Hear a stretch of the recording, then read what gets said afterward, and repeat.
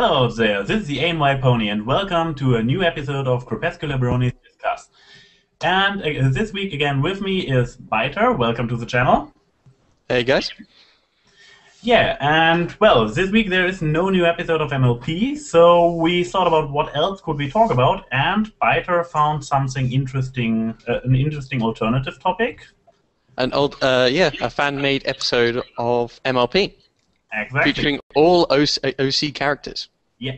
So most of you have maybe, or a lot of you have maybe heard of Double Rainbow, this very big, fancy-looking project, which claims to be the first fan-made episode. But to be precise, there have been Dusk's Dawn first.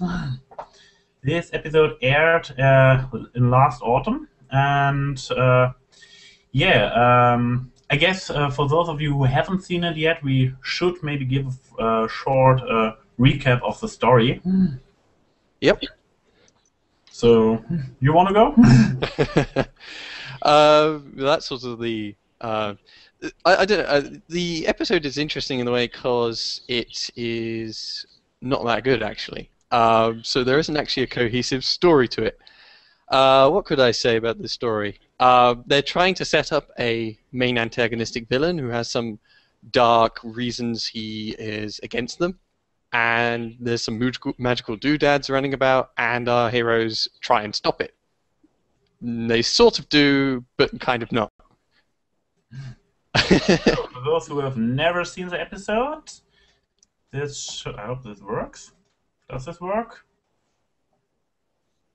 Kind of very slow. So this is our first few moments of the episode. Oh wait, I guess I can make it a bit. Yeah, one thing you most likely will recognize, especially in comparison with the original show and even the sneak peeks that have already been aired from Double Rainbow. It is from the visual quality, the animation quality. Of course, you can't compare it, but there is one important thing you have to keep in mind about this. This is a fan-made episode. This is not done by... It's at an amateur level at the moment. You have to spend a lot of time working on those original assets and characters. Yeah, exactly. So... yeah, they don't have the time and manpower to really do some really fancy animations. Exactly, and you don't have. You have to. You're not allowed. You shouldn't forget that behind MLP are actual professionals, people who earn their money with doing animations, doing voice acting, doing storyboarding, writing scripts, and this is made by a couple of fans who just made this out of their passion. And this is a 20-minute long movie, or episode. So for everybody who has never done anything with Flash, let me tell you, animating just a few seconds in Flash, I'm really talking about seconds, is a work of hours sometimes. When you haven't set up everything, it really can take hours to just animate a movement like we see all the time when the horse is just doing its movement cycle. So this is really a lot of work put in there, and the team behind this episode is rather small, so it's not like a whole studio in MLP or this really giant group of people like in Double Rainbow. So there is an aspect about it that is quite unfair, because we are used to see MLP, so the real series, and the very short and well done Flash movies, and that's most likely the reason why a lot of people are not really fair about Dusk's Dawn. Yeah, that was what I was going to say. That the whole context of it was that it came out in autumn in the gap between seasons 2 and 3. The response has been incredibly polarized towards it. Some have been very kind towards the episode, and others have been outright hating it. And I can sort of understand why you could dislike the episode, because the animation quality is very basic, and the storytelling isn't very good. But I don't think the the response of it being so hated is justified. But I think, yeah, what we should, I mean, the animation I can always overlook. I mean, there's lots of very poorly animated good shows out there. But the episode by itself still doesn't work as a storyteller. And I think that's my grievances with it. Yeah. No surprise. Shall we actually cut into what the episode is, you know, what we actually see and how it works or doesn't work? Yeah, sure. Any particular scene in mind? Well, what I was going to say is like what they're doing with this fan-made series potentially is they are introducing a whole new OC 6 main characters in a world devoid from Equestria. Yeah.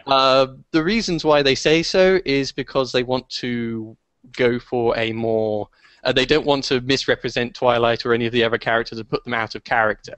If you do it completely original, then you could build up your own work, which I could sort of appreciate. On the flip side, though, there is a problem that you are now introducing a whole new cast of characters in basically a fanfic or a fan show.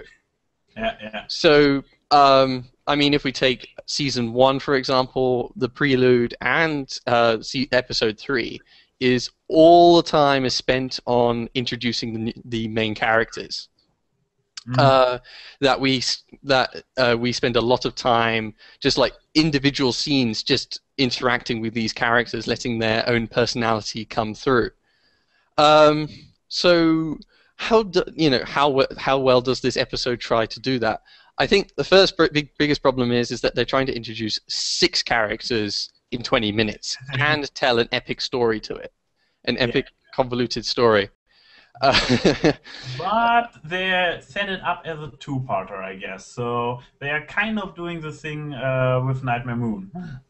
Well, I mean, if we take the season 1 prelude, for example, though, what happened in that first 20 minutes? It was basically Twilight goes to town, she meets them, and Nightmare Moon shows up at the end. Yeah.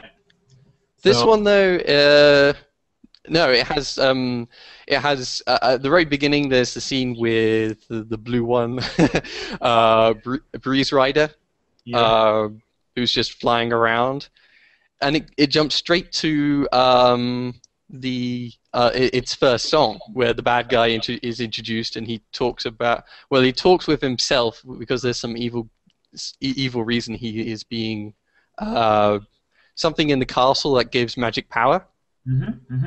The thing was, like, in the season 1 prelude, we spent all the time with Twilight, and it's really sort of her episodes. She sort of bounces off the other characters, and we spend most of her time with her. With this one, though, we have 6 leads and an antagonist. The way it set it up was that we say, all right, have a look at Breeze Rider, the blue Pegasus, who's kind of annoying, flies around a lot. And then we jump to our villain, and we get told all about him. But then the villain doesn't come back. To the very end, until the very end. What moment he did come back? Well, he at the 13-minute mark. He is a setup for everything that goes wrong. Then, because he becomes evil, there is a storm who threatens Ponyville, and then the main 6 more or less all move out to find the source of the storm. And I'm not sure he set up the storm, though. It isn't made clear. Oh, I believe. Yeah, it's really hard to follow, but I saw it. That's the one of the problems. I saw it multiple times now, and in my opinion, it seems like a cursed artifact, which comes from him, turns this blue unicorn in some kind of uncontrollable state, and she produced a lot of small tornadoes, and most likely they are supposed to be the source of the big tempest. Well, the blue unicorn, Star Whistle, is one of the main characters. I think she is supposed to be one who's been around, because the other characters seem to recognize her. She is the sort of basically the Twilight of that of the episode. Yeah, exactly. But the thing is that like suddenly it's windy, and then we jump straight to her being really, really magical, Mm-hmm. and we don't actually really get to know her or well, any of the characters really. Yeah. Yeah, that's a bit of a problem. That's right. Yeah, the episode is not a good one, and it's kind of there's many different areas that it is weak in. Mm-hmm. Um, I think that they tried too much with this episode because you've got your main antagonist, you've got 6 main characters, and magical doodads flying all around the place, and there's no clear protagonist or central arc to follow. Mm-hmm. That if you watch through the episode, we jump from group of characters to group of characters to group of characters. There's no real clear reason why all 6 of them gather up together, or who each of the individual 6 are. Yeah, yeah. Yeah, it's really a bit tricky because at the very, I don't know, is it spoiling when I talk about the ending? Well, yeah, there I is. think, well, what we want is people to go and check out the episode first. Exactly. So, okay, I'll try to keep it spoiler-free. So, first, as Byter already established, there are 6 main characters, like the main 6 in MLP, really, In the real My Little Pony Friendship is Magic. and as well, the elements of harmony. And I try to figure out if they are going for the that maybe a few of They give an ending teaser with the elements of harmony doing something. exactly. So my suspicion is that they were going for, and there is one short moment where you see the picture of the original main 6 defeating Discord. The picture that becomes at the end of Harmony, this window. This picture is at some point in the episode in the background, so it is likely to believe that they are kind of the next generation. And I try to figure out who is supposed to be which element. I mean, the breather is pretty obvious laughter because he's always his catchphrases are all around. You want to hear a joke? Oh, I don't think a joke can fix this problem. So yeah, he's supposed to be Star laughter. Whistle will be element of magic. Most likely. And then it becomes tricky. I believe the nurse is, Iris is supposed to be kindness, I believe, because she's caring for a little bird who got. Well, hurt. Doodle Cute could also do that as well. Yeah, but then the other one, yeah, and then what is She the might other be Generosity Doodle Cute. possible? It's hard to, but that's the point where I wanted to go. It's hard to differentiate who is supposed to be what because the characterization of the particular of the characters as individual characters is became a bit tricky. I'm also not capable of telling who of the 2 guys, Mr. Brave and the guard, Donut, right? Who is supposed to be loyalty and who's to be supposed to be honesty? Because they both talk their mind and they both. I think Mr. Brave is probably going to be loyalty, and Donut is Donut's loyalty, and Mr. Brave's going to be honesty. Ah, okay. Because I thought the guard could be honesty as well, because he already bursts in every room and he's not able to trick anybody. He's always straightforward, like guard is supposed to be. Well, yeah, the episode doesn't dwell too much on them being the elements of harmony just yet. It may just well be Chekhov's gun. The elements of harmony thing at the end is just a small twist. It's not what we should really consider when reviewing this episode. No. The thing is with this episode is, like I said, it tries to establish all 6 of these characters, all of whom are in different circumstances and don't have much of a reason to be drawn together. Plus the villain. And a whole new villain, all of which is done in 20 minutes. The way it is told isn't very cohesive, and I think that's what a lot of the problems are with it. Is when watching the episode, you feel kind of lost because many times you don't actually see the characters. Take, for example, the guard. He shows up at the 10-minute mark, halfway through the show, and he's just sort of there.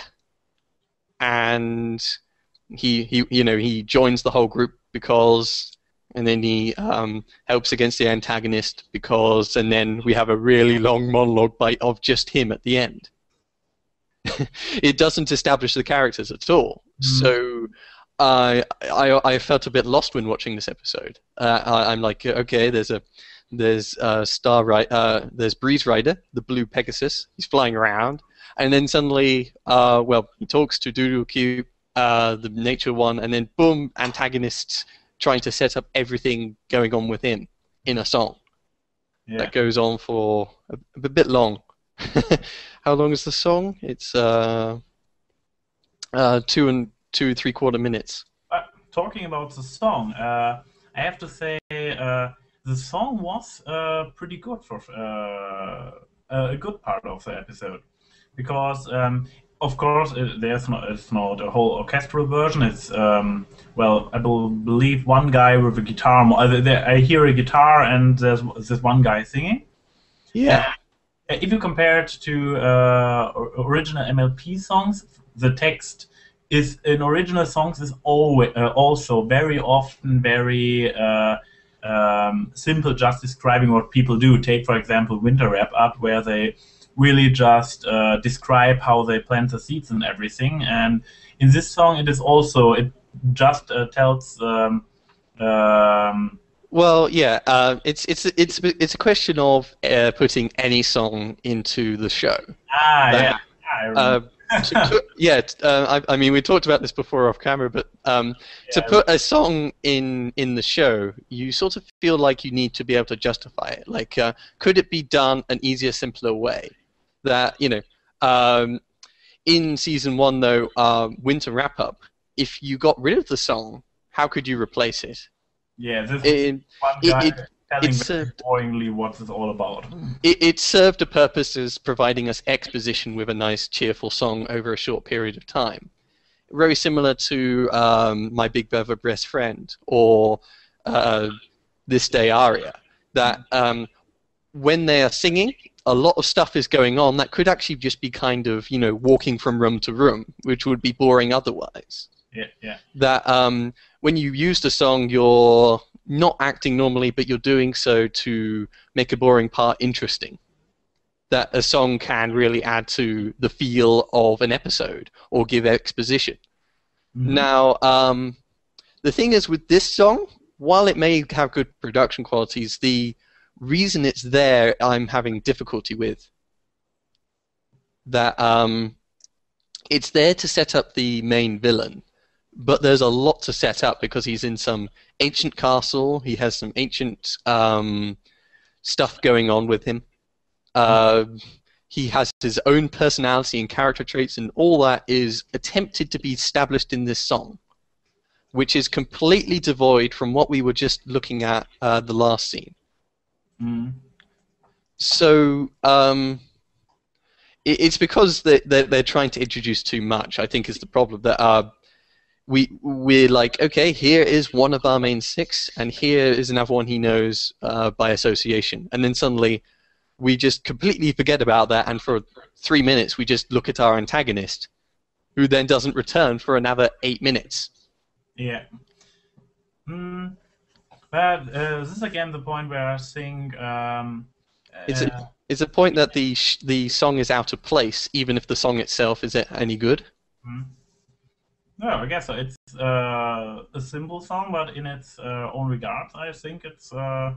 Yeah, I mean, in some regards, for example, if you take the songs in Season 3 Prelude, the Crystal Empire,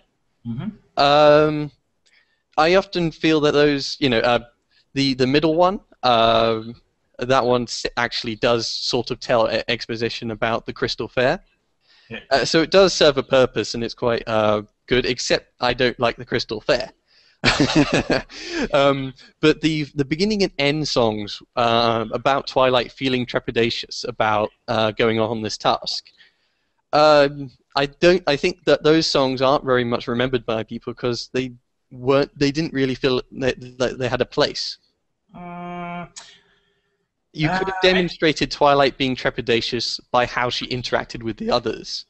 Yeah, but I believe, as much as I understand your point about a song having kind of a function, being kind of meaningful for the story itself, for the progress of the story, I believe that for a lot of people it also is just important that some people just enjoy hearing a song, and that they are that for them it is more important if the song is likable. It's a nice song, and for example, well, that's the thing, that the songs at the beginning and end are basically them just talking. Yeah, it's not really that musical. It's singing what your thoughts are with some quiet musical accompaniment. Yeah, and that's the point why, at least I believe that these two. I believe the last song is only a revisit of the first song, so it's more or less one song after all. It's trying to do a reprise like This Day aria. Exactly. And the reprise is... I didn't really think it was so... the song itself wasn't so good, so... Okay, I have to admit, the Crystal Fair song I also liked only started to like afterwards when the remixes came, because the original song, it was alright. I don't know, but okay, we are not here to. It had a bit of a tune, but yeah. That's the thing. For you, a song becomes automatically better. Or more likable when he has a function and is useful. And well, yeah. The thing is that the purpose that we're watching a whole episode is for the episode to tell us a story. That the whole show is a storyteller. Them randomly jumping into song, if it has no context, is just a waste of time. However much it is enjoyable. I can't agree with you with this one. Okay.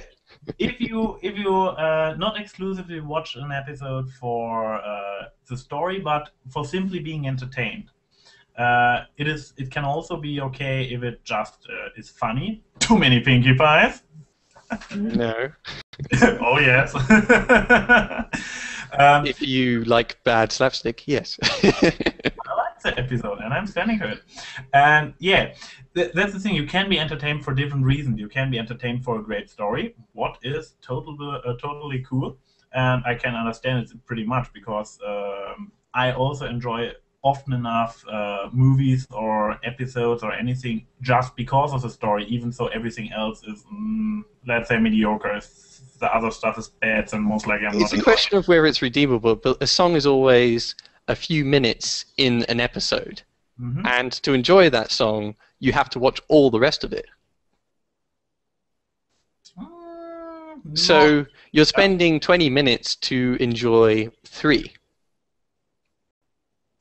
Yeah, but now it's a different. Now it's the other way around. Now you're saying you watch the episode for the song, but it is. No, yeah, because that's what you said. You watch it for the entertainment. In regards to the songs, they're always only a small part of the much wider episode. Yeah, of course. The rest of the episode has to be entertaining as well, because if only the song is good, you only watch the song on YouTube, and not exactly. So I mean, that 3 minutes of enjoyment should have some relevance to the other 18 or so minutes that you spend watching it. Yeah. This. And for me, in that case, then it should be because the thing is telling us a story or serving us a purpose. So the song has to be relevant to the story or the purpose of the episode. Not necessarily. Why not? I mean, if the whole episode is about having an antagonist, then it's about the song could set up the antagonist, or it could be when the antagonist is defeated, or it could be this is our normal everyday life before the antagonist comes along. Mm-hmm. But if it's just they just sort of say, okay, time for a break, and they walk off stage and grab a cane and start swirling it in the air. It's it may be a very good song. That's pretty much how musicals work. So often enough there are songs as well that are functional, like you described it, but sometimes there are just songs who could have been replaced with classic storytelling, but because it's a musical, they made it into song even though it was not necessary. And okay, in case of MLP, it's a question: is there a need for a song as it is in a musical? But for people who just enjoy a bit of a song in between, this can be a nice add-on, even if it has no particular function inside the story as a device. There is a problem, though, of having Disney syndrome, where you've got to have a song, so you just throw one in every time, all the time, and sometimes that actually actively detracts from the quality of the story you're trying to tell. That if you're trying to tell a serious, proper story, and then randomly you jump off to song, then to the others who don't enjoy random songs, you're detracting from their experience. Fair point. I mean, that's what the one thing that Pixar did, was that they said that they wouldn't do songs. Yeah. That they bucked the current children's storytelling trend, and instead told completely serious stories without a song. Mm. Yeah. And it worked, and people were entertained by their stuff. Yeah. Whereas Disney at that time, it was as a down part on the slope, because every single thing had to have a song, because everyone's used to them having a song. Yeah, that's a good point. Something shouldn't really not only have the point. Usually, shouldn't have a song for the sake of having a song, but to come back to Dusk's Dawn, I can understand when you have in your team a few musical talents, and it is in the spirit of the original show that they have musical talent. In the original show there are songs as well, so people who get thrown off by songs just for being songs, they wouldn't watch MLP in the first place, or would skip. Well, that's the thing, that the good songs have generally actually been around, that they have added to the experience, that they have been entertaining and served a purpose. Yeah. Think about it, though, that also some of the better episodes, like, for example, Discord, doesn't have a song. Yeah, what would adding a song in that one add? To be honest, I could imagine a song like you're not. It might have been interesting to do the maze as a song. For example, did you watch Disney's Aladdin? While we're talking about Disney all the time. Nope. Ah, too bad. Because there's a song, the introduction song by the genie, who is Friend Like Me, and who is doing all the crazy stuff to present his abilities and tease Aladdin into making wishes. And a twisted version of this. Well, there is already the Discord song, so because what the genie is doing in this song is more or less, the same thing Discord does, only that Discord does it with the intention of creating chaos. Yeah. The thing is, though, is that the episode does work, doesn't it? Without the song, it doesn't necessitate a song for that episode to work. No, but that's you could add it in to try and provide exposition, but the tone of the Discord one is very much focused on the characters. So if your characters suddenly start going in and doing a song of dance, you're actually detracting from the feel that they're actually, real characters living in this world. Mm-hmm. So that's why I say that when you're adding a song, it has to feel justified. And in this case, I think, you want to do an escalation in the build-up, and it was sort of everyday activity, suddenly full-blown song out of nowhere with a completely different character and setting. Mm. Very, very, it's a narrative whiplash. Yeah, well, I'm still willing to go to accept it being a fun song. First, about the thing. Where you are right is the whole that they tried to pull off too much in this one episode, like introducing all six, introducing the villain, the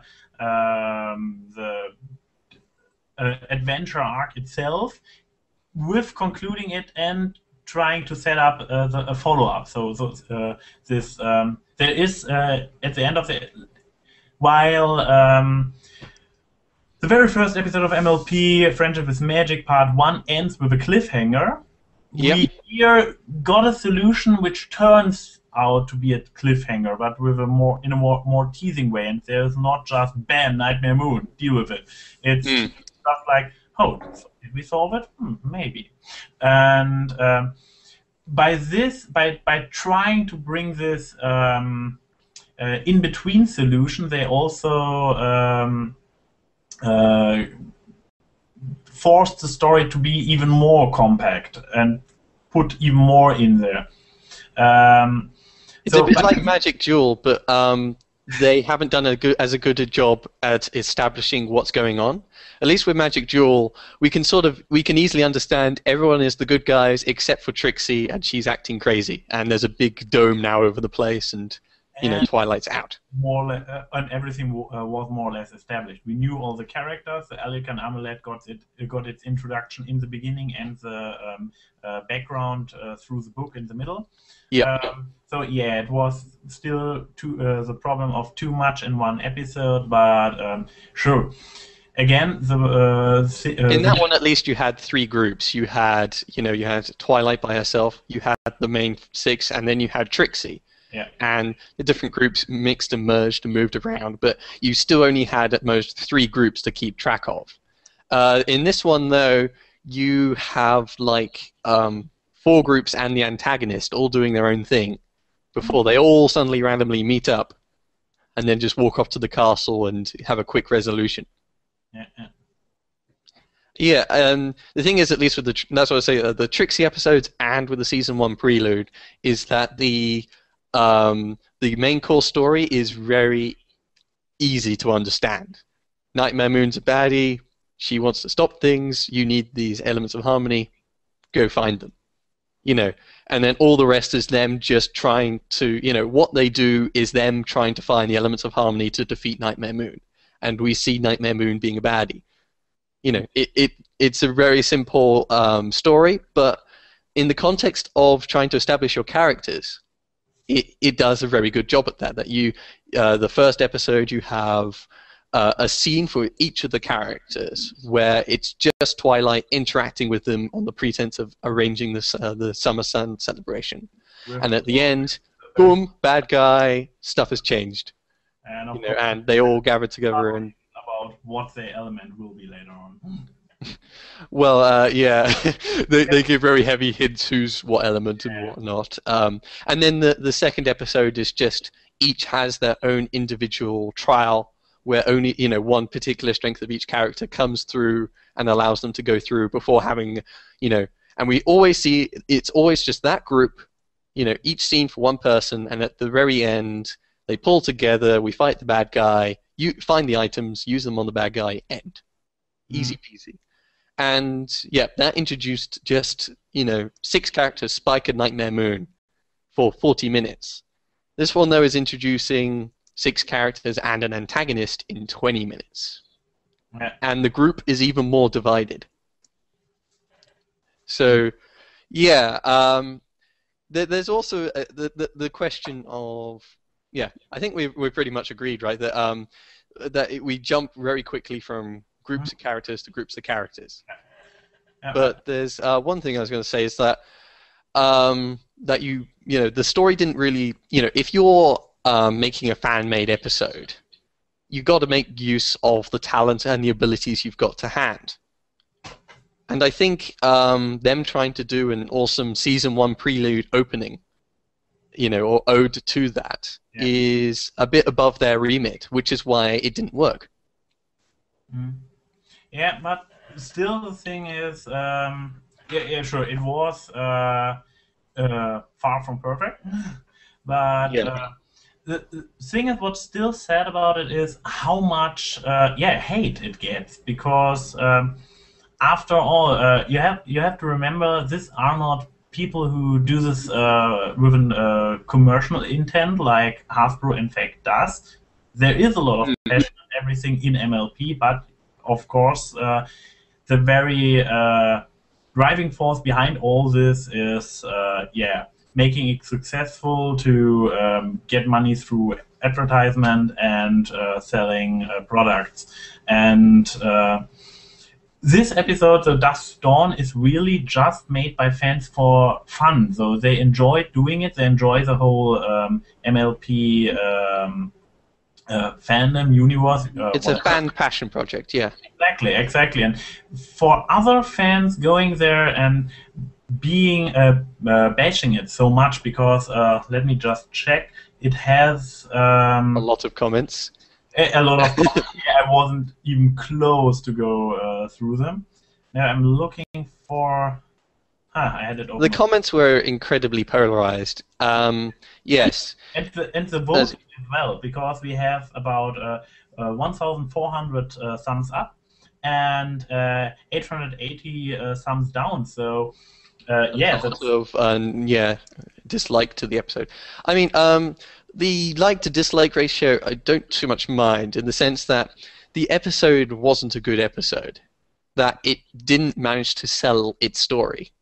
Mm-hmm. That the events and characters and stuff that went on was confusing to us, to the audience, because it didn't spend time establishing it. And if we don't know what's going on because it's not established, then why should we care? Mm. So I can't say that it was a good episode, or that saying it was bad is the wrong way to go about it. But it is a different situation than dealing with Hasbro when we finally render our judgment. What I'm saying is, though, when they said, the comments were very polarized. Some were very positive, trying to be, reinforce them by saying, only nice things, and saying where it was strong, which is fair enough. It's kind of nice to reinforce people who do this kind of work to do it. On the other hand, there was a lot of hate for it, and I don't think that was completely justified. Yeah, exactly. That's the point. So, especially when you compare to one of the teasers for Double Rainboom, they got about, I believe it was about 300 thumbs up and only 30 thumbs down. So it's just, yeah, I see it is not. There are a lot of flaws with Dusk Dawn, but why thumbs down? I mean, really, it is. Well, you can dislike it for not being very good.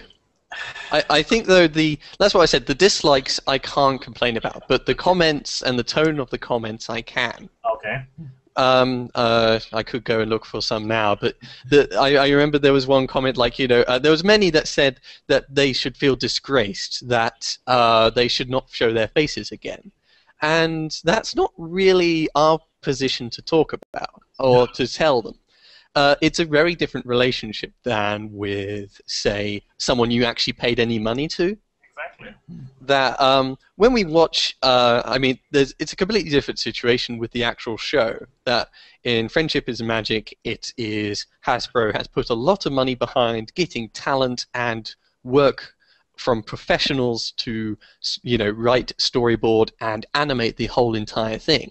Mm-hmm. This, however, if you're actually, running this project, you have to get people who are willing to do a lot of work over a long time for just fun. That you have, and they're all over, and for this project, they're all across the world. That they have to, that you can't demand someone to do it because they're not getting paid. They're just all the talent you're getting is what you can get, and all that talent is just for their own passion, for their own enjoyment. So when they do produce a bad episode, what do we, the self-entitled audience, say about it when it's not so good? Mm. Well, we tell them how it doesn't work. We don't tell them what they should do. I'm sure that they wanted to do it because they wanted, they wanted to do some animation and they wanted to entertain us. They wanted to so what we as an audience can do is help them improve how to entertain. Mm. And since we have no investment in it other than our time, we can tell them, can you make it more worth our time? We don't have the position to give them hate and tell them that they have to not make another episode that is completely pointless, because that's not really constructive. And after all the time and effort they put to making this, it feels like wasted. It feels a bit wasted to me, maybe. Yeah, yeah. Yeah, that's really a sad thing, I guess. Because when you think about, I believe the people who post these hate comments are, after all, I would assume they're bronies. Hmm? Yeah, I assume they're bronies. Yeah, most likely, because why should a not brony watch this video and be get so mad about it? So yeah, so much for love and tolerance, people. Yes, it wasn't the best time for love and tolerance. Yeah. I mean, yeah, with being... There has to be a clear difference when you're making a comment about a bad piece of work between constructive criticism and out and right dislike or hatred for it. Exactly. You say, I didn't like it because, or you just say, I didn't like it. Yeah. There's no, the artist makes up their own opinion of what they're going to do by themselves. You can give a bit of input, but you're not entitled to tell them not to go, that they have to go away now. Yeah. Yeah. One thing I just found as well, a comment by the producers themselves, ProjectInterlude, was a reaction to another comment. Well, the comment is, our first episode was of poor quality, but our next episodes are going to be better. So, yeah, for once, they are... Yeah, they are aware that this episode wasn't perfect, and it was most likely, except for maybe very few, very little things, more or less their first project of this kind. They most likely underestimated the effort that is needed, what you have to do to... I think they made use of what resources they had. Yeah. They didn't underestimate it because they did come out with a final episode. They did manage to pull all the strings together that they could to produce this thing. Mm-hmm. Yeah. Yeah, but they are aware that, they are aware they can do better, and as this... Well, that's what I was going to go on to. That with all these things, it's always interesting to look back in retrospective. What can we learn, and what can they learn from this experience? Yeah. Well, yeah. Constructive commenting. Yeah, exactly. What I was going to say before was that it's a matter of working with your resources. And this one is just those who are interested, have a passion for trying to work with animation that they could find. Yeah. It means that you're not going to have such great special sound effects or voice or music work. They did have quite good, they had all right vocal work and music work. Yeah. But I think for you have to take your, because the quality of your animators and the time investment required on them, you have to set them a simple task.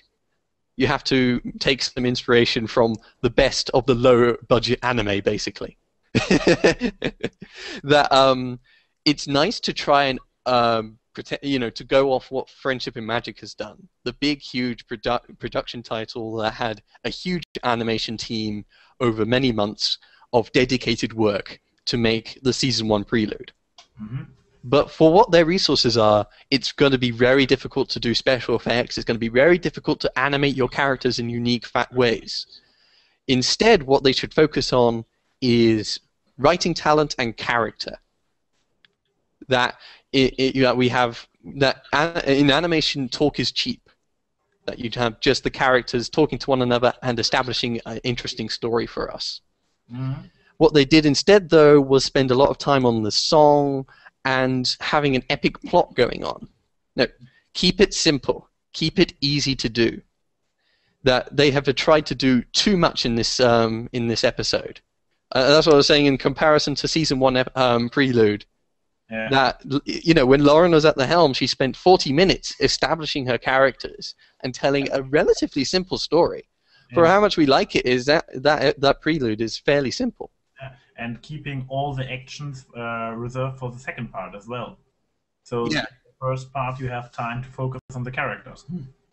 Yeah, that the thing was this actual episode didn't have a sense of pacing. It sort of jumped from bit to bit to bit because it wanted to tell its story. Yeah, I know what you mean. For me, I recognized it as that the flow is not so really. There's not much flow. As most MLP episodes. Yeah, that the great thing about, for example, the Canterlot Wedding was mostly its story and the build-up it had to that. Things start out very sedate, but there's something in the air that you don't know. There's this new characters that are being introduced, and they spend time to, interact with them before stuff goes down, things happen, and we get our tumultuous climax at the end. It builds up step by step by step, and it worked as an episode because of that. I mean, sure, the characters in that episode, the main 6, didn't get that much characterization.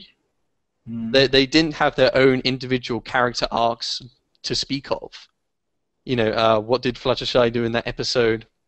She brought the birds along, chided Twilight, ran along with them to get the elements of harmony, and then watched as they won.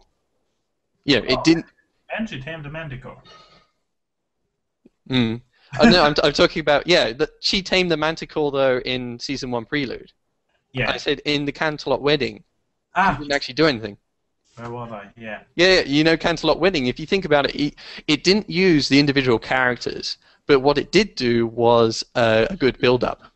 You've frozen on my thing, by the way. Oh, okay. Yeah, it did a good build-up to that episode, and it did a very simple story in the season 1 prelude. So what I think for them is that they spend 20 minutes establishing their characters, because we have completely new OCs that we have no clue about understanding, that we haven't ever seen before. We have no clue who they are, and to their credit, that is what they are attempting to do. They have done a follow-up video talking about what they are actually planning to do. Oh, okay. So they are planning to do character-focused episodes, which is a great step in the right direction. The only thing I will say about that is you have to now put a lot of writing and effort into your characters. Well, because your characters, the best you can animate them is going to be a walking head who can sometimes do bits and pieces here. So you really have to sell their personality and character traits. And that is quite a hard thing to do. That you have to have a character so interesting that they can sell 20 minutes of them interacting with others. So we know what you can be looking forward to. So I guess I'll put the link to Dusk's Dawn in the description of the final video, and you can provide a link for this follow-up video as well. It's in the description of the actual first one, but we can send a link to that as well. Exactly. Then, of course, you'll find a link to Byters' DeviantArts channel, as well as my DeviantArts channel and Facebook page in the description as well. And yeah, anything else? Yes, for future episodes, something we are thinking about letting people join the conversation during the live stream.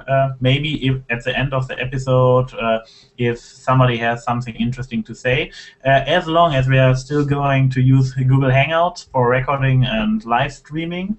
The only way to do this would get connected to the basically, if you guys have any ideas on how we can get people to easily jump into our live streams, we would like some feedback in the comments. Yeah, and until then, the idea is that I can put you into the conversation as well, as long as I have your contact on Google+. And yeah, I'll put the link for my Google Plus profile also in the description, but don't expect anything else. I only got it for the live stream. I'm not using it actively. So, I guess that wraps things up for today. Yes, Dusk's Dawn, an episode that didn't do well at establishing its characters, story, or setting. One that isn't a good episode, but it's not deserving of the hate. No. And it has potential. For I think that I can value the effort and time that they put into making this thing, and I can only hope that they take the lessons learned from this and go forth and make a much better episodes and improve their craft. Yeah, that's good last word. So I recommend checking it out just for seeing first how it is, and so you can talk with other people about it, and in second instance see how they It's always interesting when an episode doesn't work, because you can see where the storytelling falls down, and from that we can understand how proper storytelling does work. Yeah, but I believe that's your personal thing you like about it. Yes, it's an interesting episode to look at, and it is something I could point to that the Bronies have now made a whole fan-made episode. It's just a shame it's not that good. But what I want to say, yeah, at least when there will be, apparently there will be further episodes by Project Interlude, and we can look forward to that, and yeah, and very interesting to see how they improve, because by starting out on this very simple level and getting their assets straight and everything, I kind of do expect that they most likely will be constantly getting better with every further episode they do produce. They will attract more better talent. They will get hopefully a bigger talent pool, and those who are working have assets already established that they can now use. Exactly. Which is always the thing when trying to work with Flash, that you need to establish all the assets and get it done. Something you can also see in MLP itself, because when you compare the animation from the very first episodes with the current ones, at the beginning, even a walking cycle was something that had to be established at first, and so and they did a lot of walking in those episodes. Yeah, exactly. Nowadays, every new animation they made, they can reuse. So every time, for every episode, they just make a few more new movements, and then they can use these in the following episodes as well and create new ones. So it the pool they can use, the pool of resources they have grows with every single episode. They have more resources, and because they have all this stuff set down, they can also animate entire crowds with very little effort. Exactly. So yeah, looking forward to further projects or future episodes of Project Interlude. And well, for better comparison, check out Dusk as well if you already haven't already. Yep. Okay. I think that's Crepuscular Bronies, and thanks for watching. Exactly. See you. See ya.